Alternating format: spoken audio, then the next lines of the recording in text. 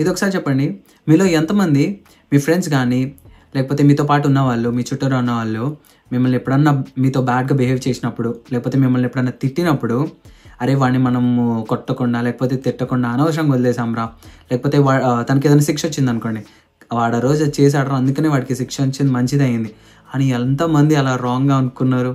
కానీ ఇక్కడ కంప్లీట్‌గా కాంట్రాస్ట్‌లో అంటే కంప్లీట్‌గా ఆపోజిట్‌గా యేసుక్రీస్తు ఏం చేశాడో తెలుసా?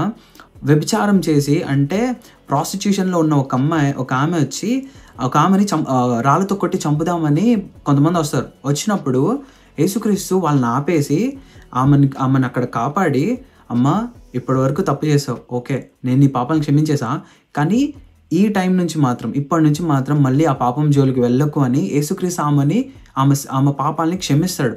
సో ఈ కంప్లీట్ సిచ్యువేషన్ని మనము గాస్పెల్ ఆఫ్ జాన్ 8th చాప్టర్లో అంటే యోహాను సువార్త 8వ అధ్యాయంలో మనము ఈరోజు చదువుకుందాము. నా పేరు Anand. Welcome to the scripture together YouTube channel. వీళ్ళు ఎవరైతే వస్తారో పరిసయ్యులు నిజంగా ఆమెని చంపుదామనో, లేకపోతే ఆమెని కేర్ చేసో, సొసైటీని కేర్ చేసో ఆమెని వేయడానికి రాలేదు. యేసుక్రీస్తుని ఒక ప్లాన్ చేసి తనని కంప్లీట్గా సరౌండ్ చేద్దామని చెప్పేసి వాళ్ళు ఈ సిచ్యువేషన్ క్రియేట్ చేస్తారనమాట. కానీ అందులో ఆమె బలి అవుతుంది, కానీ బలి కాకుండా యేసుక్రీస్తు కాపాడుతాడనమాట. మనము ఈ సిచ్యువేషన్ని మనం చూసుకుందాం. యేసు ఒలివల కొండకు వెళ్ళాను. తెల్లవారగానే యేసు తిరిగి దేవాలయంలోనికి రాగా ప్రజలందరూ ఆయన యొద్దకు వచ్చిరి గనుక ఆయన కూర్చుండి వారికి బోధించుచుండెను. శాస్త్రులను పరిసయ్యులను వ్యభిచారముందు పట్టబడిన ఒక స్త్రీని తోడుకొని వచ్చి ఆమెను మధ్య నిలవబెట్టి, బోధకుడా, ఈ స్త్రీ వ్యభిచారము చేయుచుండగా పట్టబడెను. అట్టి వారిని రాళ్ళు రువ్వి చంపవలెనని ధర్మశాస్త్రములో మోషే మనకు ఆజ్ఞాపించను గదా, అయినను నీవేమి చెప్పుచున్నావని ఆయనను అడిగిరి. ఆయన మీద నేరము మోపవలెనని ఆయనను శోధించుచు ఇలాగున అడిగిరి. అయితే యేసు వంగి నేల మీద వ్రేలితో ఏమో వ్రాయిచుండెను.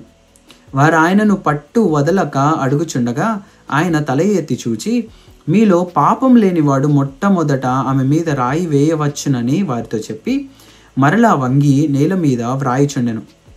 వారు ఆ మాట విని పెద్దవారు మొదలుకొని చిన్నవారి వరకు ఒకని వెంట ఒకడు బయటకు వెళ్ళిరి. యేసు ఒక్కడే మిగిలెను, ఆ స్త్రీ మధ్యను నిలవబడి ఉండెను. యేసు తల ఎత్తి చూచి, అమ్మా, వారెక్కడ ఉన్నారు? ఎవరునూ నీకు శిక్ష విధింపలేదా అని అడిగినప్పుడు ఆమె, లేదు ప్రభువా అనెను. అందుకు యేసు, నేనును నీకు శిక్ష విధింపను, నీవు వెళ్ళి ఇక పాపము చేయకుమని ఆమెతో చెప్పాను. మరలా యేసు, నేను లోకమునకు వెలుగును, నన్ను వెంబడించువాడు చీకటిలో నడవక జీవపు వెలుగు కలిగి యుండునని వారితో చెప్పాను. కాబట్టి పరిసయ్యులు, నిన్ను గూర్చి నీవే సాక్ష్యము చెప్పుకొంచున్నావు, నీ సాక్ష్యము సత్యము కాదని ఆయనతో అనగా, యేసు, నేను ఎక్కడి నుండి వచ్చితునో ఎక్కడికి వెళ్ళుదునో నేను ఎరుగుదును గనుక నన్ను గూర్చి నేను సాక్ష్యము చెప్పుకొనినను నా సాక్ష్యం సత్యమే. నేను ఎక్కడి నుండి వచ్చుచున్నానో ఎక్కడికి వెళ్ళుచున్నానో మీరు ఎరుగరు. మీరు శరీరమును బట్టి తీర్పు తీర్చుచున్నారు, నేనెవరికినీ తీర్పు తీర్చను. నేను ఒక్కడనై ఉండక నేనును నన్ను పంపిన తండ్రియు కూడా నున్నాము గనుక నేను తీర్పు తీర్చినను నా తీర్పు సత్యమే. మరియు ఇద్దరు మనుషుల సాక్ష్యము సత్యమని మీ ధర్మశాస్త్రములో వ్రాయబడి ఉన్నది కదా. నన్ను గూర్చి నేను సాక్ష్యము చెప్పుకొని వాడను, నన్ను పంపిన తండ్రియు నన్ను గూర్చి సాక్ష్యం ఇచ్చుచున్నాడని చెప్పాను. వారు, నీ తండ్రి ఎక్కడ ఉన్నాడని ఆయనను అడగగా యేసు, మీరు నన్నైనను నా తండ్రినైనను ఎరుగరు, నన్ను ఎరిగి ఉంటిరా నా తండ్రిని కూడా ఎరిగి ఉందిరని వారితో చెప్పాను. ఆయన దేవాలయంలో బోధించుచుండగా కానుక పెట్టెయున్న చోట ఈ మాటలు చెప్పాను. ఆయన గడియ ఇంకను రాలేదు గనుక ఎవడునూ ఆయనను పట్టుకొనలేదు. మరి ఒకప్పుడు ఆయన, నేను వెళ్ళిపోవచ్చున్నాను, మీరు నన్ను వెదుకుదురు గాని మీ పాపములోనే ఉండి చనిపోదురు, నేను వెళ్ళుచోటికి మీరు రాలేరని వారితో చెప్పాను. అందుకు యూదులు, నేను వెళ్ళుచోటికి మీరు రాలేరని ఈయన చెప్పుచున్నాడే, తన్ను తాను చంపుకొనునా అని చెప్పుకొనుచుండిరి. అప్పుడు ఆయన, మీరు క్రిందివారు, నేను పైనుండి వాడను, మీరు ఈ లోక సంబంధులు, నేను ఈ లోక సంబంధుడను కాను.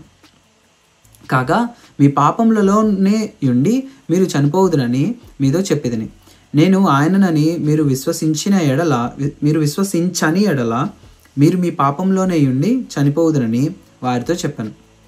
కాబట్టి వారు, నీవెవరివని ఆయనను అడుగగా యేసు వారితో, మొదటి నుండి నేను మీతో ఎవడినని చెప్పుచుంటినో వాడినే. మిమ్మను గూర్చి చెప్పుటకును తీర్పు తీర్చుటకును చాలా సంగతులు నాకు కలవు గాని నన్ను పంపినవాడు సత్యవంతుడు. నేను ఆయన యొద్ద వినిన సంగతులే లోకమునకు బోధించుచున్నానని చెప్పాను. తండ్రిని గూర్చి తమతో ఆయన చెప్పనని వారు గ్రహింపకపోయేరు. కావున యేసు, మీరు మనుష్య కుమారుని పైకెత్తినప్పుడు నేనే ఆయనననియు నా అంతట నేనే ఏమీ చేయక తండ్రి నాకు నేర్పినట్టు ఈ సంగతులు మాట్లాడుచున్నాననియు మీరు గ్రహించెదరు. నన్ను పంపినవాడు నాకు తోడై ఉన్నాడు. ఆయనకిష్టమైన కార్యము నేను ఎల్లప్పుడూ చేదును గనుక ఆయన నన్ను ఒంటరిగా విడిచిపెట్టలేదని చెప్పాను. ఆయన ఈ సంగతులు మాట్లాడుచుండగా అనేకులు ఆయన యందు విశ్వాసం ఉంచారు. కాబట్టి యేసు తనను నమ్మిన యూదులతో, మీరు నా వాక్యం ముందు నిలిచిన వారైతే నిజంగా నాకు శిష్యులై ఉండి సత్యమును గ్రహించెదరు.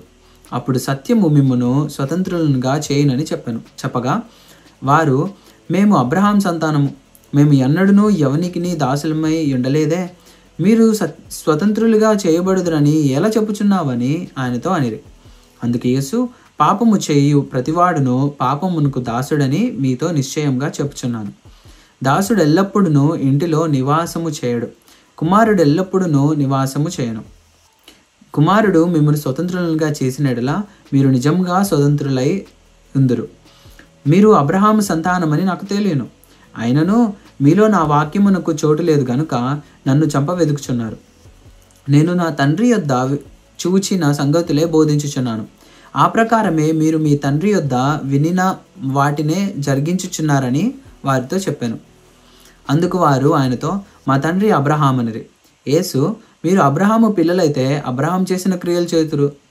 దేవుని వలన వినిన సత్యము మీతో చెప్పిన వాడనైన నన్ను మీరిప్పుడు వెదుకుచున్నారే, అబ్రహాము అట్లు చేయలేదు, మీరు మీ తండ్రి క్రియలే చేయుచున్నారని వారితో చెప్పాను.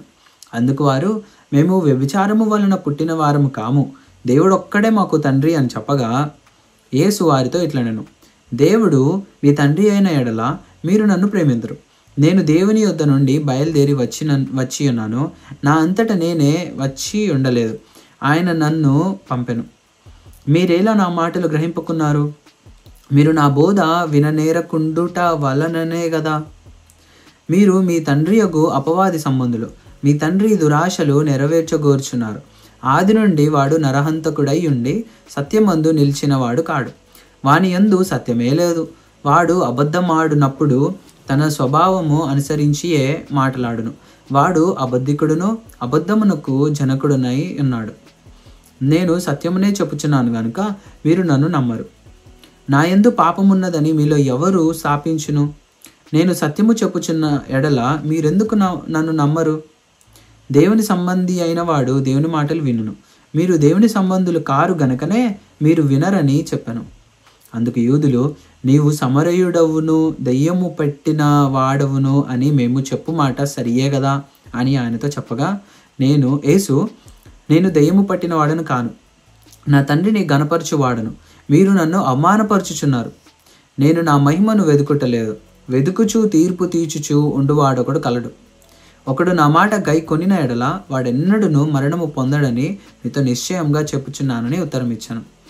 అందుకు యూదులు, నీవు దెయ్యము పట్టిన వాడవని ఇప్పుడు ఎరుగుదుము, అబ్రహామును ప్రవక్తలను చనిపోయారు, అయినను ఒకడు నా మాట గై కొనిన ఎడల వాడు ఎన్నడూను మరణము రుచి చూడనని నీవు చెప్పుచున్నావు. మన తండ్రి అయిన అబ్రహాము చనిపోయాను కదా, నీవు అతని కంటే గొప్పవాడవా? ప్రవక్తులను చనిపోయారు, నిన్ను నీవెవడు అని చెప్పుకొనిచున్నావని ఆయనను అడిగిరి. అందుకు యేసు, నన్ను నేనే మహిమపరచుకొనిన ఎడల నా మహిమ వట్టిది. మా దేవుడని మీరెవరిని గూర్చి చెప్పుదురో ఆ నా తండ్రియే నన్ను మహిమపరచుచున్నాడు. మీరు ఆయనను ఎరుగరు, నేను ఆయనను ఎరుగుదును. ఆయనను ఎరగనని నేను చెప్పిన ఎడల మీ వలన నేనును అబద్ధికుడనై యుందును గాని నేను ఆయనను ఎరుగుదును, ఆయన మాట గైకొంచున్నాను. మీ తండ్రి అయిన అబ్రహాము నా దినములు చూతునని మిగుల ఆనందించెను, అది చూచి సంతోషించను అనను.